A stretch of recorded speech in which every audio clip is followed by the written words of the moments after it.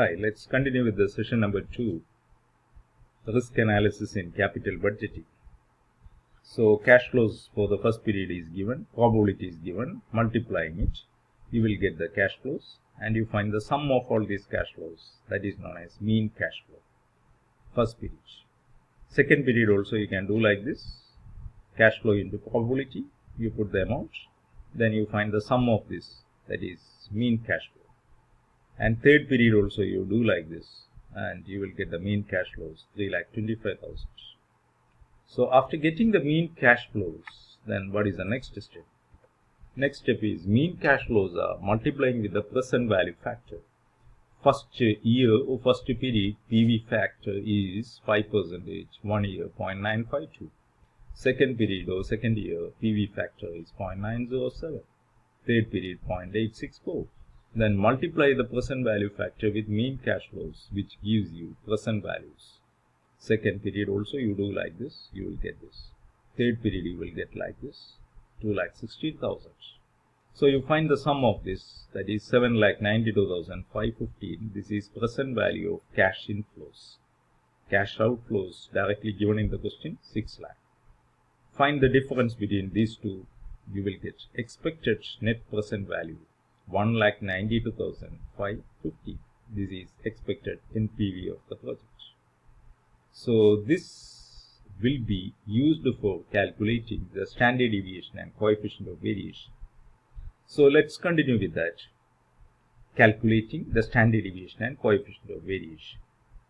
So the cash flows are already given, 3,50,000 cash flow. Mean cash flow is 3,15,000. So 3,50,000 minus 3,15,000, that is 35,000. Then let's look into this. Next is 2 lakh is the next cash flow. 2 lakh. Look into this. 2 lakh cash flow. So 2 lakh minus 3,15,000. So you will get minus 1,15,000. And third one you do look into this, 4 lakh. And 4 lakh minus 3,15,000, that is 85,000. Then next, that is 3 lakh. 3 lakh is the cash flow. So look into this, 3 lakh minus 3,15,000, that is minus 15,000. So this is the formula, cash flow minus actual cash flow. So you will get this figure. Then cash flow minus actual cash flow square, whole square is this one. Okay, you will get these figures like this. Then the probability is already given in the question. Then what is the next step? Cash flow minus actual cash flow square into probability. That is the fourth column. Actual cash flow square into probability. This one, second column into third column. That is this one. Then you find the sum of this, that is known as variance. Variance is that. Then you will get the standard deviation. Square root of this is known as standard deviation. Once you get the standard deviation and you can calculate coefficient of variation, what is that formula? Formula is very simple, expected NPV divided by standard deviation. This is standard deviation. Expected NPV already calculated, 1,92,550. So 1,92,550 minus standard deviation is known as coefficient of variation, 0.27. This is the way you can calculate coefficient of variation. And next topic is risk-adjusted discount rate. As you all know that risk-adjusted discount rate is known as you are just adjusting your risk with return.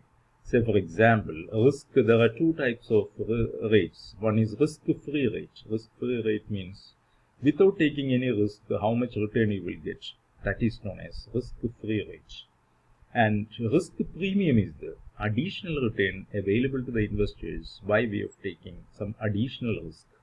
That is known as risk premium. So both will influence on the investor's attitude towards risk. So this risk will be adjusted and use that discount rate to calculate the present value of cash flows. That is actually known as risk-adjusted discount rate to calculate the NPV method. So there is no big difference. So there is a present value factor will be given. Instead of PV factor, it will be given. Risk-adjusted discount rate will be given. So using that rate, you can calculate the PV of cash flow. That's the second method. So let's look into that. Proposal has cash outlay of 5 lakh rupees, and it is expected to generate cash inflows of rupees 2 lakh 50, 2 lakh, 1 lakh and 1 lakh. It had a risk-free rate of 8% and life period of 4 years. Risk-adjusted discount rate of 10%. Find out proposal should be accepted or not. It's very simple. 4 years cash flow, first year, second year, third year and fourth year. And cash inflows are given. So in this question there are two rates given. Risk-free rate is given and risk-adjusted discount rate is given. So risk-adjusted discount rate is 10%. So at 10%, you take the present value factor. Present value factor for the first year is 0.909. So you are taking it, multiplying with the cash inflow. You will get the NPV, present value of cash flows for the first year. And just like that, second year also, you take the PV factor, 10% for second year, 0.826. Multiply it, you will get the present value for the second year. And third year, 10%, take the factor and multiplying it, you will get this. Fourth year, 10%, you take the factor, 0.681, and multiplying it with the cash inflow, you will get NPV. So you find the sum of all these, that is net present value of the project, 5,35,850.